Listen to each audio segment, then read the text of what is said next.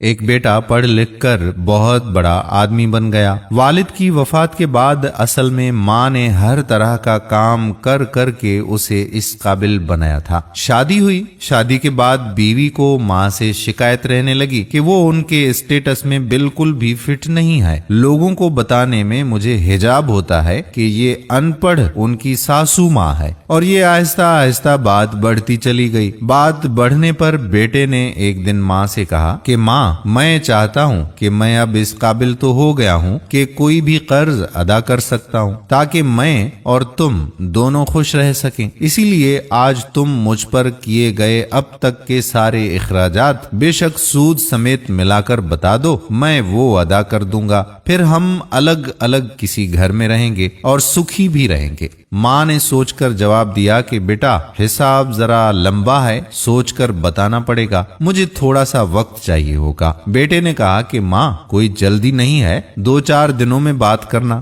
رات ہوئی، سب سو گئے۔ ماں نے ایک جگ میں پانی لیا اور بیٹے کے کمرے میں آ گئی۔ بیٹا جہاں سو رہا تھا اس کے ایک طرف پانی ڈال دیا۔ بیٹے کو جب بستر گیلا محسوس ہوا تو کروٹ لے لی۔ ماں نے دوسری طرف بھی پانی ڈال دیا۔ بیٹے نے جس طرف بھی کروٹ لی، ماں اسی طرف پانی ہی ڈالتی رہی۔ آخر وہ نیند سے بیدار ہو گیا۔ پریشان ہو کر بیٹا اٹھ کر چیخنے لگا اور چیخ کر بولا کہ ماں، یہ کیا کیا؟ میرے بستر کو پانی پانی کیوں کر ڈالا؟ ماں بولی، بیٹا تو نے مجھ سے پوری زندگی کا حساب بنانے کو کہا تھا نا، میں ابھی یہ حساب لگا رہی تھی کہ میں نے کتنی راتیں تیرے بچپن میں تیرے بستر گیلا کر دینے سے جاگتے ہوئے کاٹی ہیں، یہ تو پہلی رات ہے اور تو ابھی سے گھبرا گیا۔ میں نے تو ابھی حساب شروع بھی نہیں کیا ہے جسے تو ادا کر پائے گا۔ ماں کی اس بات نے بیٹے کے دل کو جھنجھوڑ کر رکھ دیا۔ پھر وہ رات اس نے سوچنے میں ہی گزار دی۔ شاید اسے یہ احساس ہو گیا تھا کہ ماں کا قرض کبھی بھی نہیں اتارا جا سکتا، کیونکہ آپ نے اور ہم نے یہ تو اپنے بڑے بزرگوں سے سنا ہے کہ ہم اپنے والدین کی ایک رات کا بھی قرض ادا نہیں کر سکتے۔